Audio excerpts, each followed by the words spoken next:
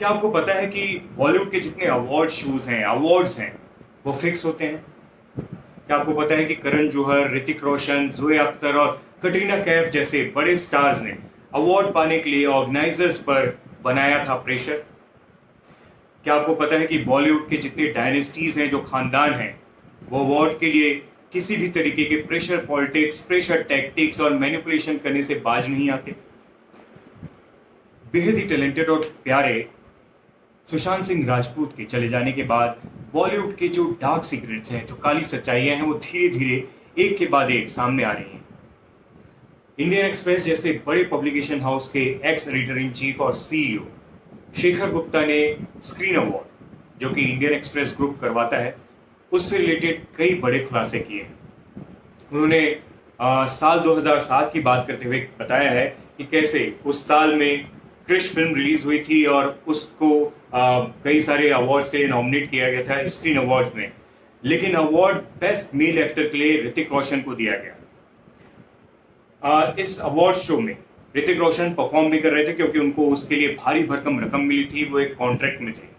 लेकिन award show से कुछ घंटे पहले ही ऋतिक रोशन ये कहते हैं कि वो परफॉर्म जरूर करेंगे क्योंकि उनका कॉन्ट्रैक्ट हुआ है, लेकिन वो अवार्ड लेने नहीं जाएंगे जो कि बेस्ट मेल एक्टर का उनको मिल रहा था। इसके पीछे उन्होंने लॉजिक ये दिया कि आप लोग ने मुझे जरूर एक अवार्ड दिया है, लेकिन मेरे फादर जो कि फिल्म के डायरेक्टर हैं, उनको आप रिकॉग्नाइज नहीं कर रहे हो, इसलिए मैं ये अवार्ड लेने नहीं जाऊंगा। इसके बाद फिर शेखर ने 2011 की बात बताई, जब film my name is Khan Dharma productions यानी करण जौहर की प्रोडक्शन कंपनी की film my name is Khan release हुई। हालांकि फिल्म को किसी भी कैटेगरी में नॉमिनेट नहीं किया गया था,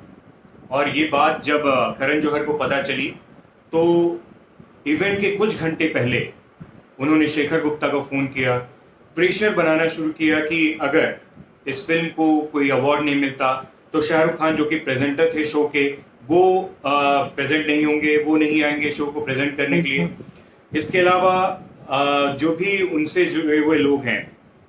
इसके अलावा करण जौहर से जुड़े हुए लोग, इंडस्ट्री के जो भी उनके दोस्त हैं, वो भी इस अवार्ड शो को बायकॉट कर देंगे। करण जौहर के अलावा उनके जितने भी दोस्त थे, उनसे जानने वाले जो लोग थे, वो भी शेखर गुप्ता को फोन करने लगे, वो भी प्रेशर बनाने लगे। शेखर और उनकी टीम शॉक्ड रह गई। वो सोचने लगी कि इवेंट के कुछ ही घंटों पहले अब क्या किया जाए, क्योंकि जूरी मेंबर जो थे वो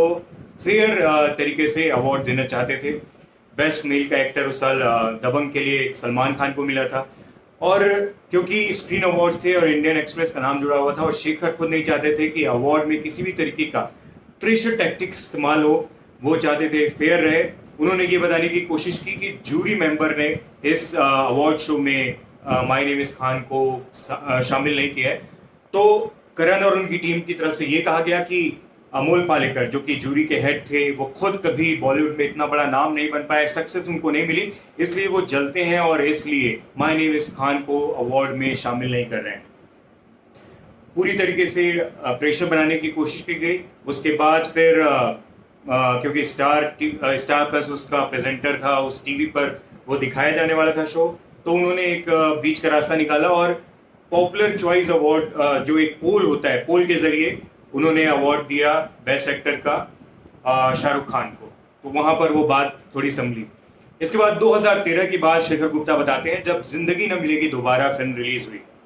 उसके लिए ज्वाइंट अवार्ड दिया गया बेस्ट फिल्म के लिए, डर्टी पिक्चर और जिंदगी न मिलेगी दोबारा के लिए। लेकिन वहां पर फिर एक बात ये हो गई कि बेस्ट डायरेक्टर के लिए जोया अख्तर को अवार्ड न मिलकर, बल्कि फिल्म के डायरेक्टर यानी डर्टी पिक्चर के जो डायरेक्टर थे मिलन लुथरिया, उनको अवार्ड दिया जाना था। और ये बात जब जिंदगी न मिलेगी दोबारा की टीम को पता चली तो खासकर जोया अख्तर बहुत खफा हो गई, और पूरी टीम, कास्ट एंड क्रू के मेंबर्स जो थे, उन्होंने बोला कि स्क्रीन अवार्ड्स को बायकॉट कर देंगे अगर जोया को अवार्ड नहीं मिलता। इतना ही नहीं, ये भी कहा गया कि उस दिन फिल्म के लिए एक पार्टी रखी जाएगी जिसमें पूरे इंडस्ट्री के जो उनके दोस्त हैं, जोया और बाकी जो स्टार्स थे इस फिल्म में, जो भी लोग थे, उन सभी के दोस्तों को एक पार्टी रखी जाएगी ताकि ये जो अवार्ड शो हो रहा है उसको पूरी तरीके से खराब कर दिया जाए, उसको डैमेज कर दिया जाए। मतलब आप समझ सकते हैं कि कितना प्रेशर बनाया जाता है अवार्ड पाने के लिए। शेखर ने ये भी कहा कि ये जो अलग अलग लोग हैं, अलग डायनेस्टीज हैं इंडस्ट्री में, और कैसे मतलब एक दूसरे को रिस्पेक्ट दिखाने की कोशिश करते हैं, वो सब खोखली बातें हैं। जी जनाब और जी जी वो करते रहते हैं एक दूसरे को, ऐसा कुछ है नहीं। उनके मन में एक दूसरे के लिए बहुत जहर है। शेखर ने ये भी बताया कि हो ना हो सुशांत सिंह राजपूत जैसे जो आउटसाइडर्स हैं, जब ऐसे माहौल में वो देखते हैं कि खुद को कैसे वो साइडलाइन है, या ये जो अवार्ड्स हैं वो फिक्स इतने होते हैं, शायद उनको वो चीज़ उस तरीके से रिकॉग्नाइज नहीं किया जाएगा, तो अपने आप को एक अलग थलग होता हुआ महसूस करते हैं और वो ठगा हुआ महसूस करते हैं कि इंडस्ट्री के लिए वो इतनी मेहनत कर रहे हैं, इतना काम कर रहे हैं, और शायद उस तरीके से उनको रिकॉग्नाइज नहीं किया जाए, क्योंकि यहाँ पर तो प्रेशर टैक्टिक्स चल रहे हैं, अवार्ड्स फिक्स किए जा रहे हैं। और अलग अलग जो मीडिया हाउसेस हैं उनकी भी बात शेखर यहाँ करते हैं कि कैसे जो डायनेस्टीज़ हैं या बड़े सुपरस्टार्स हैं उनको फेवरेटिज्म वहाँ पर की जाती है, उनके लिए बायसनेस दिखाई जाती है। लेकिन जो बाहर के स्टार्स हैं उसमें इतने सारे नाम हैं, वो कहीं ना कहीं खुद को अलग थलग सा महसूस करते हैं। और ये कारण अगर ये देखा जाए कि जो आउटसाइडर्स परेशान हैं इंडस्ट्री को लेकर, वो शेखर बताते हैं कि उनमें से एक ही हो सकता है। तो कुल मिला के ये बात जो है कि शेखर कहना चाह रहे हैं कि इंडस्ट्री के जो अवार्ड शोज हैं, जिसको हम मतलब हम अपने स्टार्स को देखते हैं, चाहते स्टार्स को जब अवार्ड लेते हुए, परफॉर्म करते हुए, और हम इतना इमोशनल होते हैं उस चीज़ को लेके, तो प्लीज़ आगे से आप समझ सकते हैं जो शेखर जिस तरीके से बात बता रहे हैं कि उसको लेकर इतना इमोशनल होने की ज़रूरत नहीं है।